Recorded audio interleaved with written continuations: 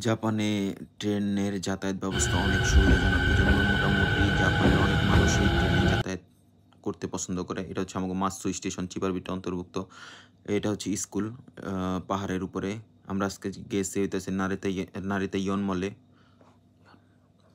তো এখানে একটা হালাল রেস্টুরেন্ট আছে শুনলাম। তো এর আগে আমি একবার গেছি। তো খাওয়া-দাওয়া করছি। তখন বিরিয়ানি খাইছিলাম আর সমোসা খাইছিলাম। এবার খাইতেছি হচ্ছে বিরিয়ানি নিমু অবশ্যই। কারণ বিরিয়ানি আমার অনেক পছন্দের একটা খাবার। এটা হচ্ছে হালাল দোসার বিরিয়ানি। এই ওদের খাবার মেনু। এটা হচ্ছে ইন্ডিয়ান একটা রেস্টুরেন্ট।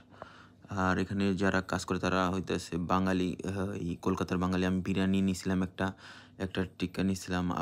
তারপরে এটাতে বড় ভাই, এটাতে ছোট ভাই। খাইলাম বিরিয়ানি খাওয়ার পরও ক্ষুধা থাকার কারণে আমি আবার একটা নেহারি অর্ডার করলাম। আমি কই দেই নেহারিটা খাই। নেহারিটা খুবই ভাল লাগছে। নেহারিটা খাইলাম সেইভাবে। তারপরে হইতেছে লাচ্ছি দিছিল ২ জনরে ২ কাপ। ছোট, ছোট কাপে এক চুমুকেই শেষ হয়ে যায়। খাওয়া-দাওয়া করলাম সেই লাগলো।